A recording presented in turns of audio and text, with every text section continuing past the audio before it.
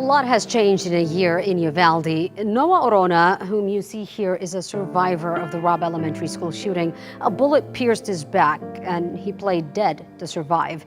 Today, he is still recovering from this traumatic day. His father, Oscar, told us Noah has PTSD and asked us not to discuss the shooting with him. However, Oscar agreed to sit down alone with me and share what happened that morning at Robb Elementary and how they're still healing today.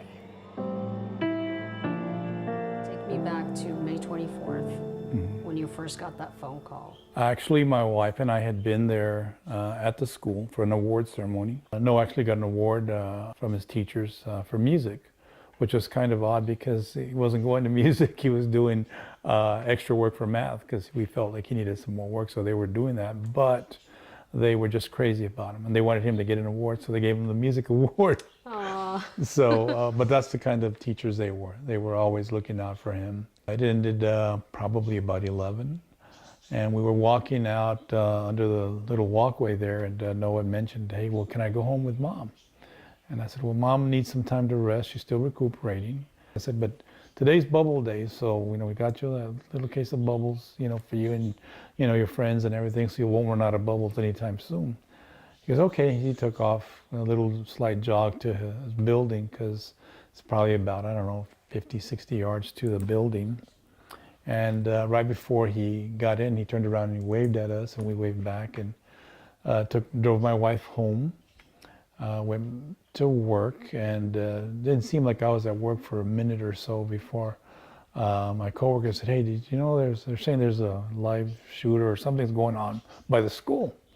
And I thought, well, maybe it's something to do with because in this area, we're always concerned with the illegal aliens that are being transported in and out, and we thought, well, something's going on, because we would get these messages all the time.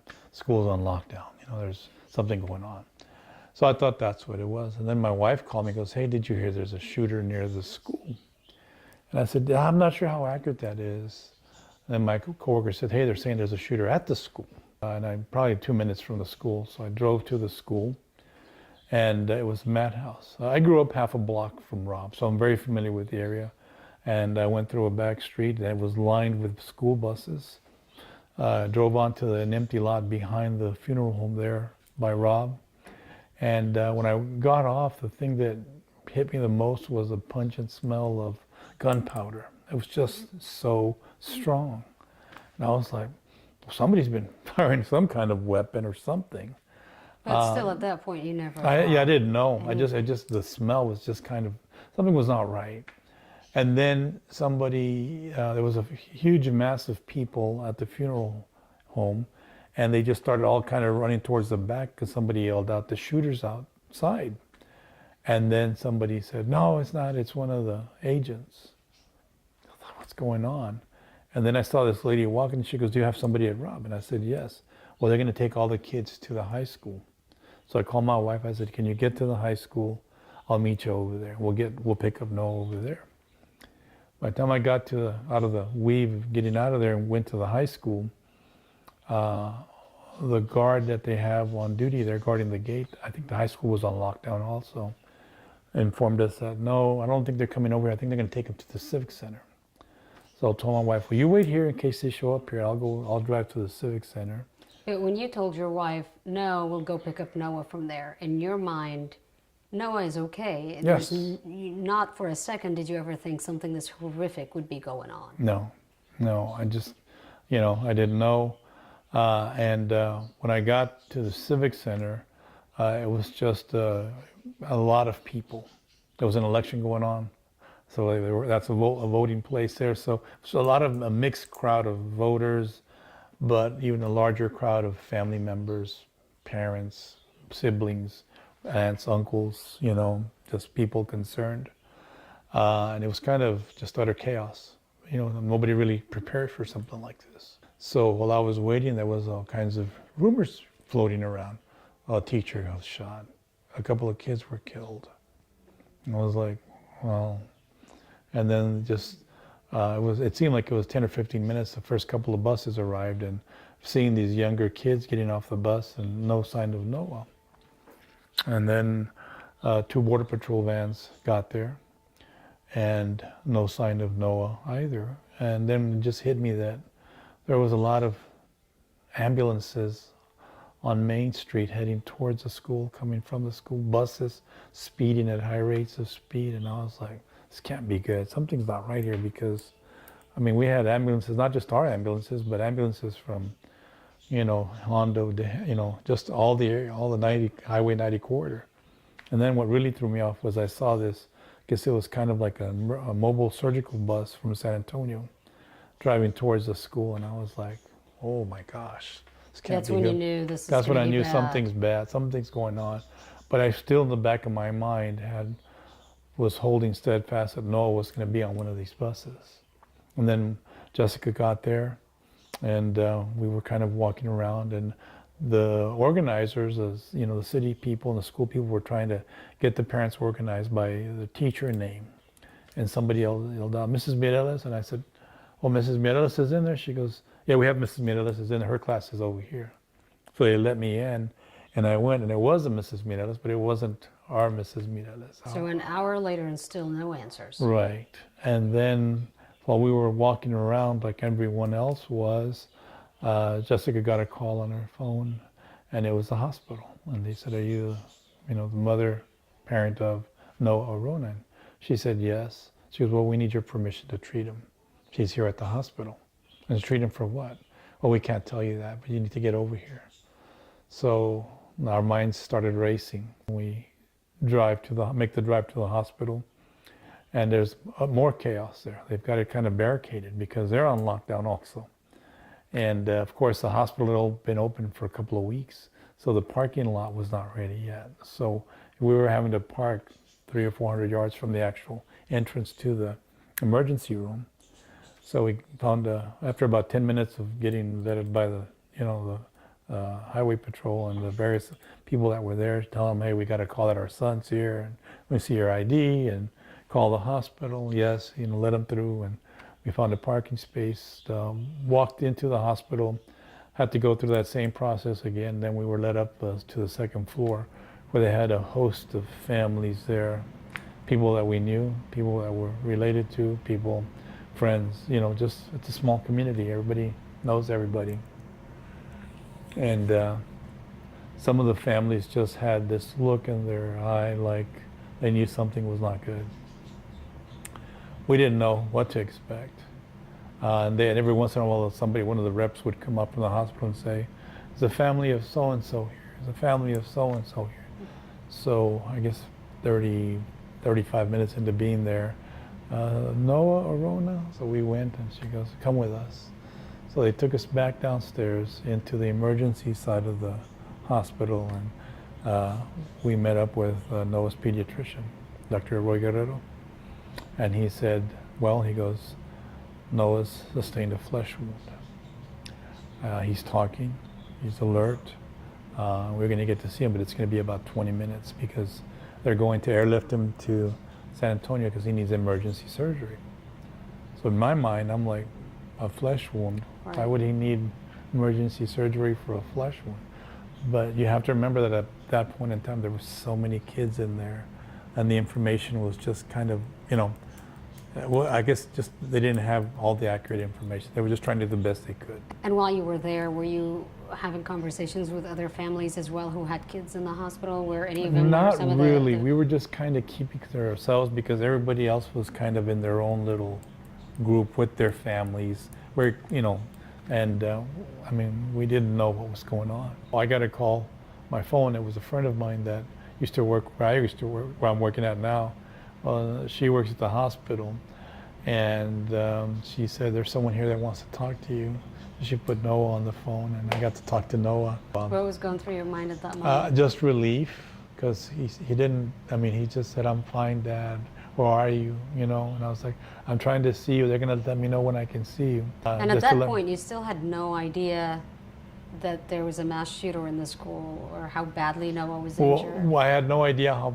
We had an idea that he had suffered a flesh wound. What I was having trouble, we were both having trouble contemplating was, well, if it is indeed a flesh wound, why does he need emergency surgery? But again, we're trying not to we're not doctors, so okay, if he needs emergency surgery, maybe they're all tied up here. They're just going to take him to, somewhere where they have more room, more time, somebody. So they finally called me and said, okay, you can come and see Noah. And I had just been in the emergency room the week before with my wife, but this was not the same emergency room. Everything, they had all these curtains up. You couldn't see into any of the rooms. There was a heavy law enforcement presence with their weapons ready. I guess they were waiting in case somebody tried to come in or something. And I finally got to see him. He was sitting upright.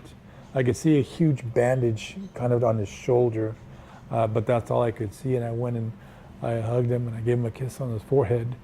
And, I told him, that I loved him and that he was my hero.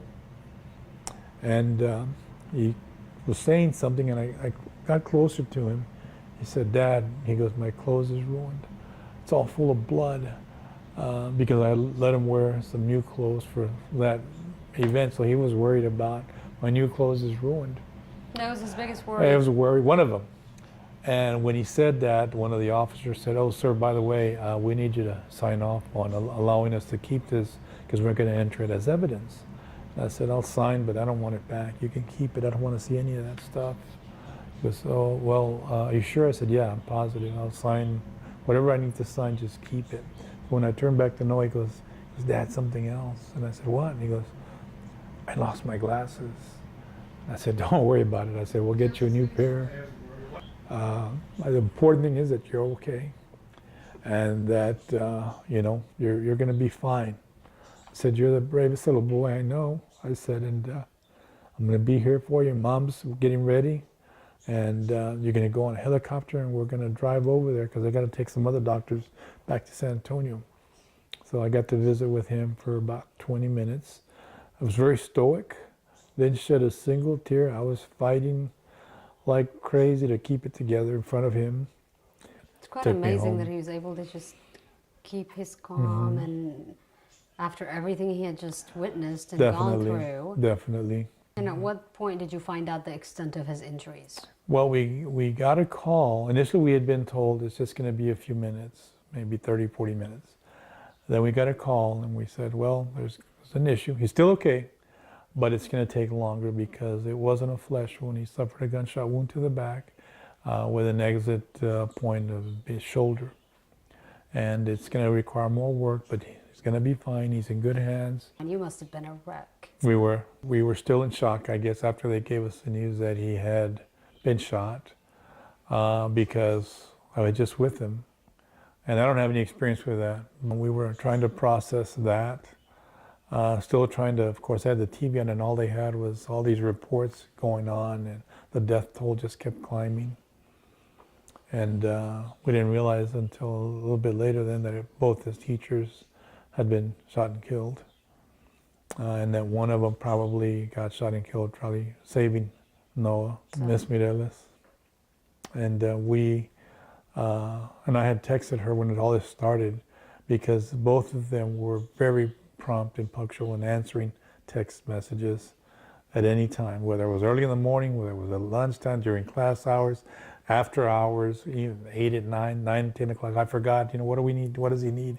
Right away, they would always respond, except for this one time, there was no response.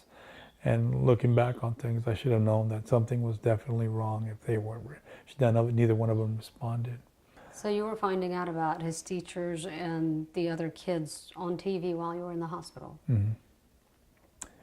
And then the surgeon came in and he said, this is also a teaching facility. So do you want to see the hole in his back and do you want to see the exit wound? And I was like, oh my gosh. I was just, had a hole in his back about 2 to 3 inches in circumference, and then his shoulder where it exited was just shreds, basically. And they said, well, for now, this is what we're going to do, but he may need a skin graft on his shoulder because we're not sure how this is going to heal. And then how long was Noah in the hospital from that point?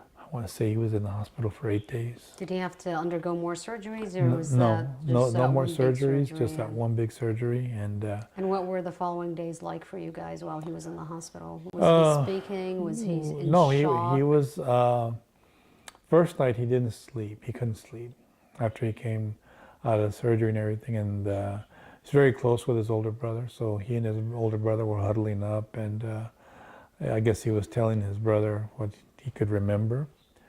Because my son came out and he was in tears. He goes, I can't believe, what he's just been through. He said, I can't handle this. It's just a lot. And, but he hasn't said anything to me, and, year to date. And he has shared some things with my wife. I don't know if that's by design or if it's just... A year later, he still does not talk about it with you, and barely talks about it with his mom. He remembers that some of his friends were hiding under a table, and they were calling him, come here, come here. But he said to himself that he goes, I'm too big. There's no way we're going to all fit under the table. Because I think there was a group of little boys in there. I'll just stay here and pretend that I'm dead.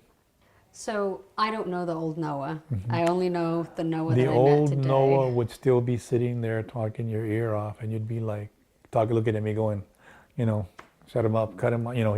He was a chatterbox, Wow. very outgoing. Probably would have been enjoying the camera more so than he should have. What you saw now is a mere shell of what he used to be. And you saw a lot, but it's nothing compared to what he used to be. We have to let him know where we're at, even in this house. If he's in his room, I gotta basically announce myself. No, I'm going over there, because if I walk in on him, I could startle him very easily. Does he have separation anxiety? Yes. We're always together. And this even after therapy, Yes. right? Okay, so what has that recovery process been like physically? He's had to undergo quite a bit, but also mentally, right? Physically, yeah, he has undergone physical therapy for, I want to say about 8 months, I think it was. He's not 100% yet. I think a lot of it might be mental also.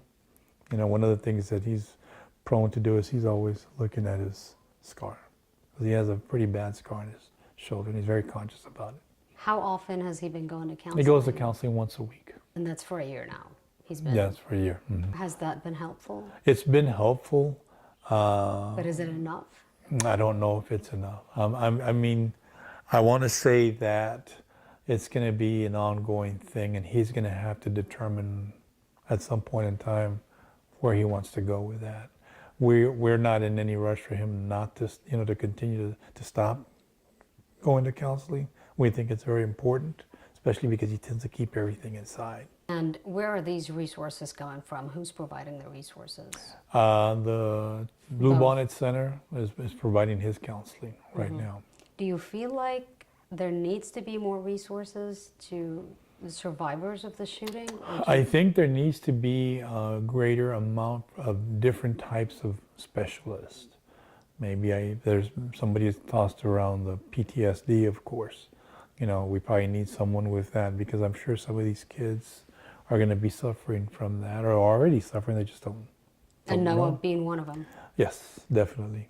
So, and our counselor has gone to the trainings and everything like that, but she's one person, and there was 300, 400 kids in that school.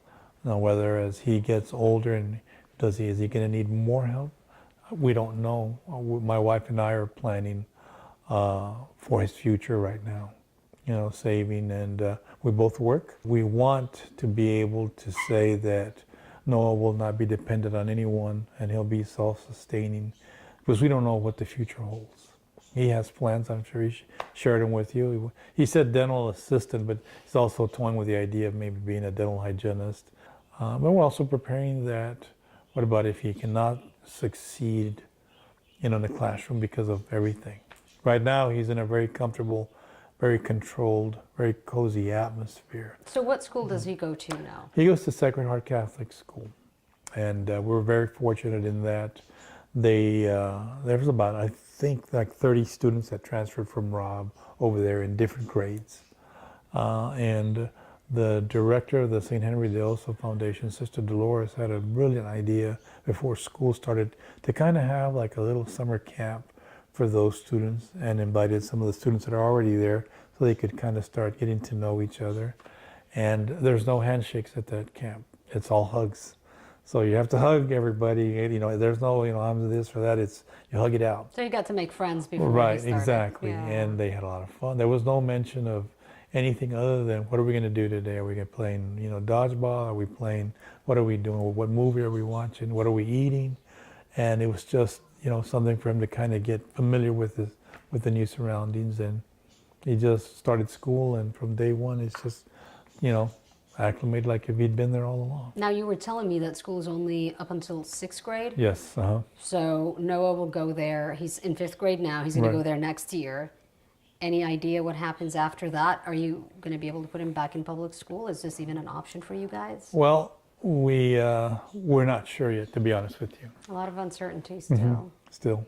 Are you ever afraid that even if he appears normal now and fine, that one day this is all going to just come back rushing in and really hit him hard?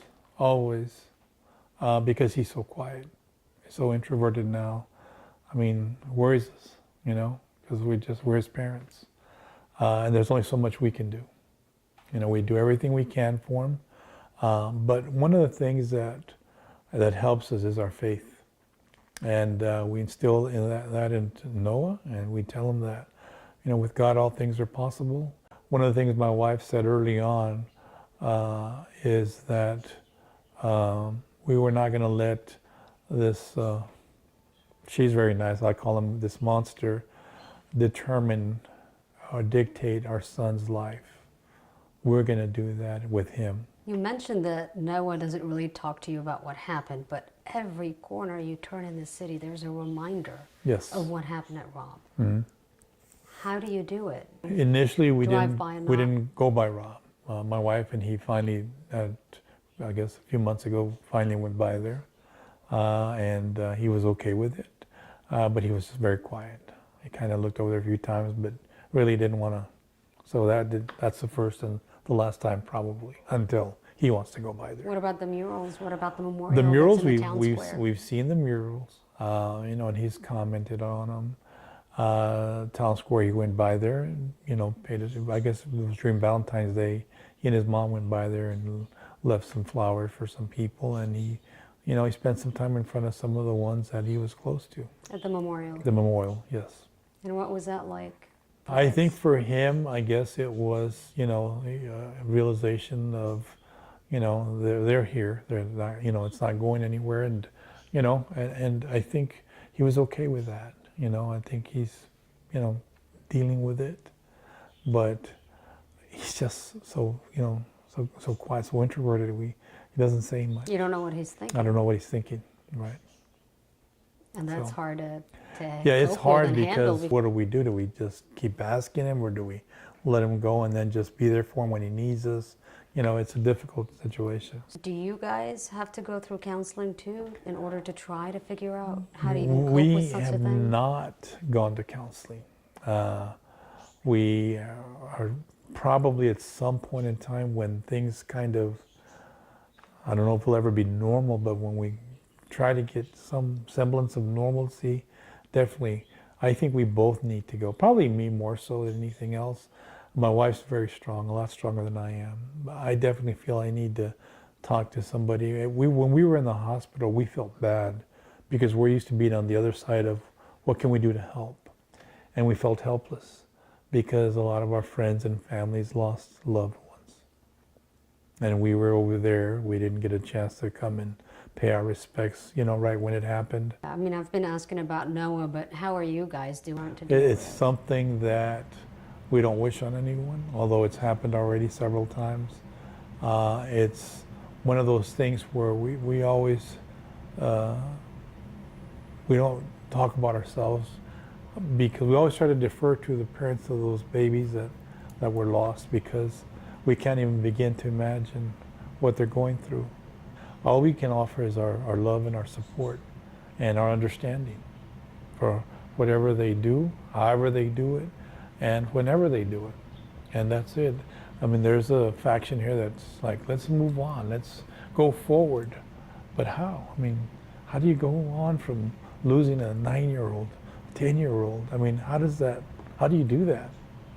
I mean, to me, I can't even begin to fathom that. And then I think about how close Noah came, and, it's just, we've been so blessed and everything. I mean, we just feel so bad for these families.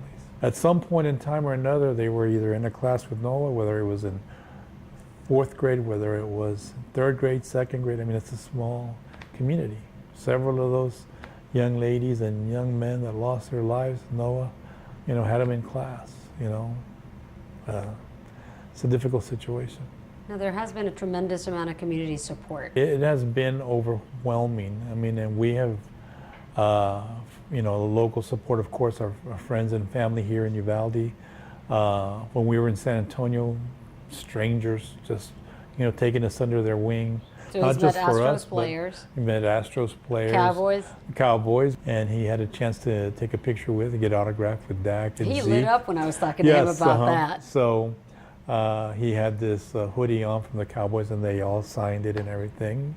But now, needless to say, he's not wearing that hoodie ever again. Spurs. The Spurs came down and had a practice session at the high school. He got to take a picture with Coach Pop, with Manu. Diary of a Wimpy Kid. Tell me about that. Diary of a Wimpy Kid. Was he a big fan of those books and the movies before? He has all the books.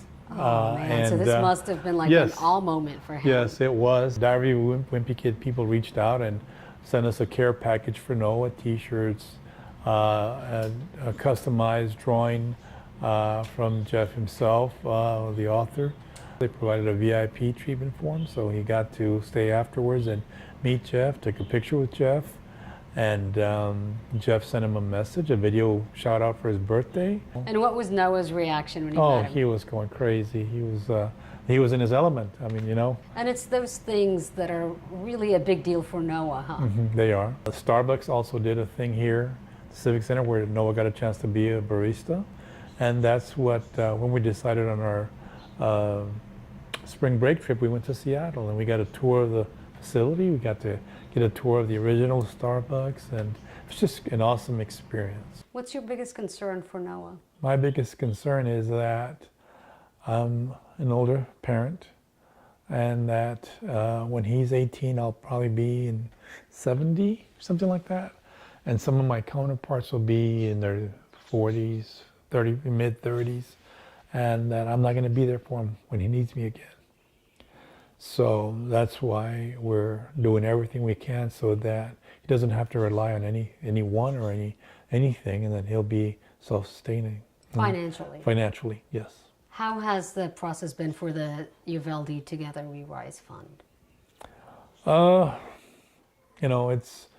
It's helped.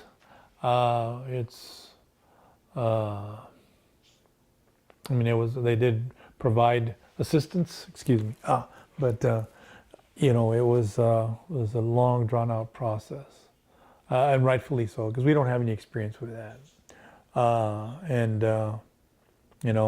They did what they thought was fair and equitable, I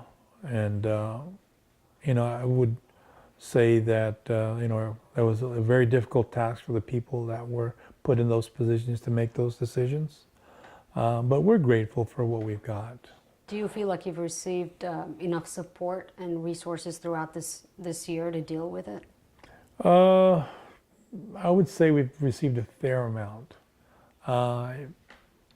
If there was an area of improvement somewhere.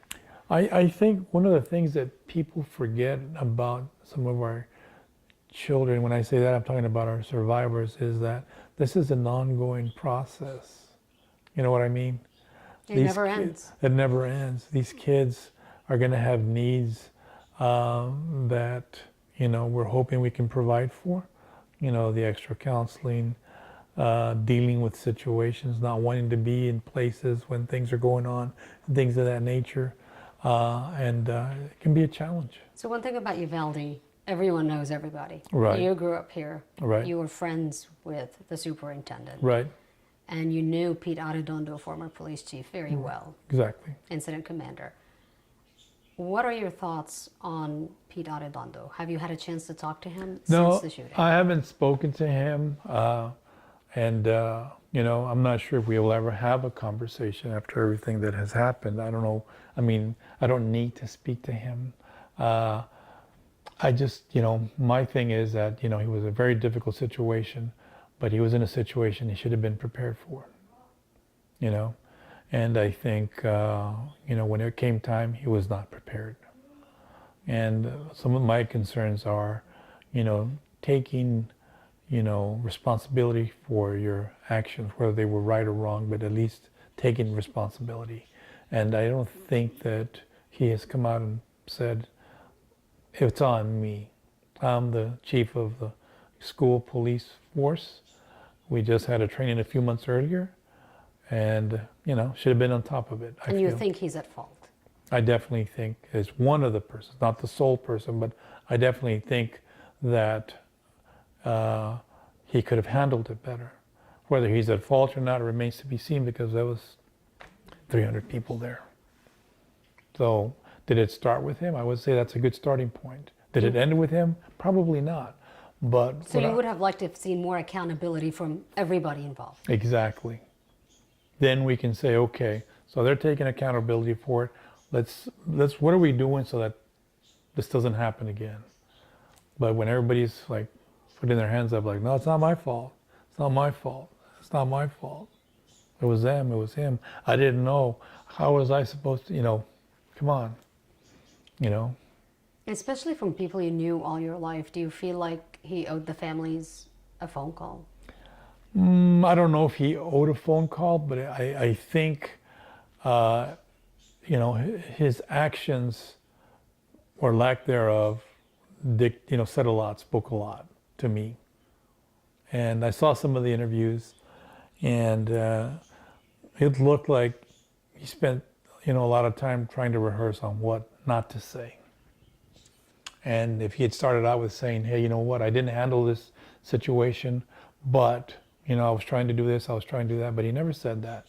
And if he did, I didn't hear it. I don't know if maybe you may have heard him say, I take responsibility for this. All I heard was, I didn't know I was the incident commander. I don't see how that's taking accountability, how that's being accountable for your actions, for your position that you're getting paid to do. Is there room for forgiveness? There's always room for forgiveness. As Christians, we are, we always believe in forgiving. And I don't begrudge him or any of those people that were there. They're all humans. They all make mistakes. And they made several mistakes that day. But do I wish them any ill will? No, I don't. And, my wife and I, we believe in forgiving people. And, it's happened already. We just want some accountability. And that's all we want. And nobody's taking any accountability. Not the city, not the schools, nobody. Nobody wants to say nothing. And there's just a lot of finger pointing and doing this and doing that. And, that just makes things worse. So sending Noah to school now, do you have that fear every day? Yeah, I do. But I also feel comfortable in that. When all this started, that these companies from out of town were saying, well, we'll donate this and we'll donate that. Sacred Heart was at the forefront of saying, hey, we'll take anything. We need help. And we're a small school here. So before school started, they were already at 95% secure with the fencing, the shatterproof windows, everything they could do, they had done almost everything. A year later, after the Uvalde school shooting, what would you want the public to know? My son has persevered, that he's still my hero, and that, no matter what happens, we're going to stand by him. We're going to stand with our families that lost their babies. We'll always support them, and that we're grateful for everything that we've received. We're grateful to our community because despite our differences, when it comes to our kids, we always try to do the right thing. And some people may not agree. They may not agree with that assertion, but unless you've been through what we've been through, you cannot begin to judge us. And what we've gone through with Noah, it's a difficult situation. But we will, like I said, we will persevere. Noah will persevere. And I will spend my last day doing everything I can to make sure that he gets through this, some form or fashion. You know, through the sheer grace of God, we will get through this.